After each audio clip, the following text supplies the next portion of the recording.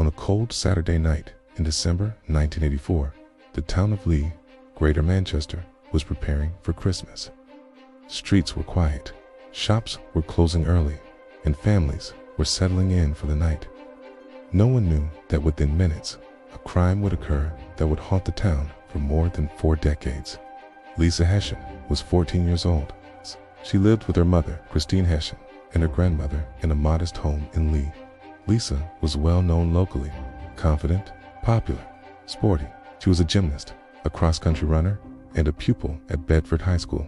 Friends described her as independent but sensible, the kind of teenager trusted to walk home alone. That trust would cost her life on Saturday, the 8th of December, 1984. Lisa attended a small pre-Christmas party at a friend's house on Lee Road, roughly 2 miles from her home. The party was ordinary music, chatting, laughter, nothing unusual. At around 10:15 p.m., Lisa decided to leave. She told her boyfriend she would be home by 10:30 p.m. The walk was familiar. She had done it many times before. Witnesses later confirmed seeing Lisa walking through the town center, heading in the direction of her home.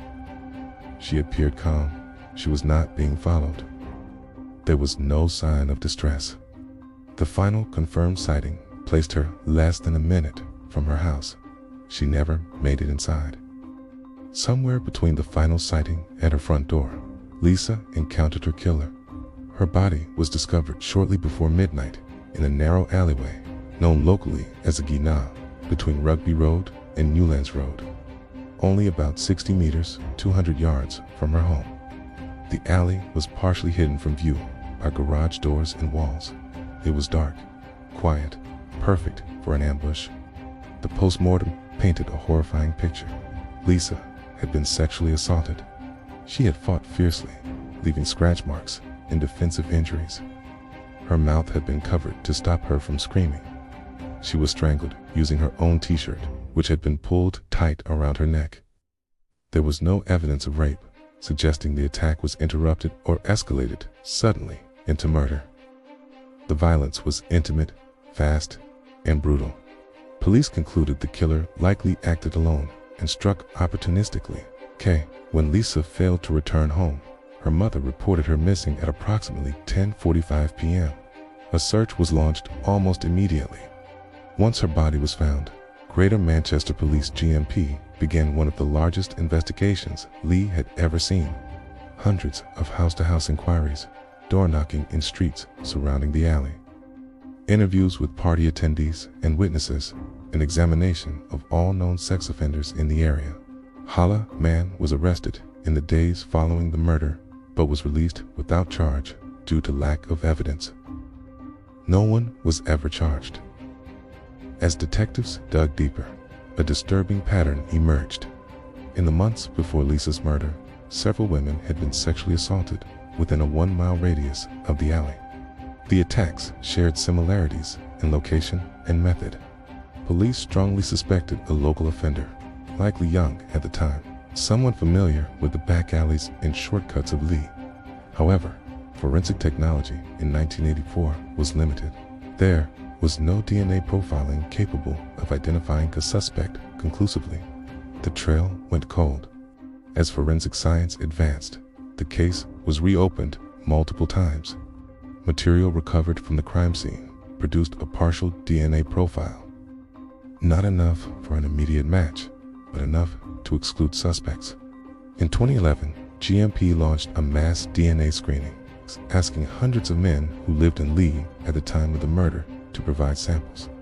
No match was found. In 2005, the case was featured on BBC's Crime Watch, bringing renewed attention and fresh tips. Once again, leads poured in. Once again, none led to an arrest. In recent years, GMP has continued issuing appeals, marking major anniversaries of Lisa's death. Detectives believe someone still alive knows the truth. Someone may have protected the killer, and someone has stayed silent for 40 years. A £50,000 reward remains active for information leading to a conviction. Lisa's mother, Christine, never stopped fighting. She gave interviews, She pleaded publicly for answers. She lived every day knowing her daughter died steps from home. Christine died in 2016. She never learned who killed her child. Status: unsolved cold case. Suspect: unknown. Motive: sexually motivated attack, escalating to murder. Key belief: the killer was local and known in the community. Greater Manchester Police state openly, someone knows what happened to Lisa Hession. Why this case still matters. Lisa Hession didn't disappear in a forest or a distant highway. She was killed in her own neighborhood within sight of safety. Her murderer walked away, blended back into the town, and lived with the secret for 40 years.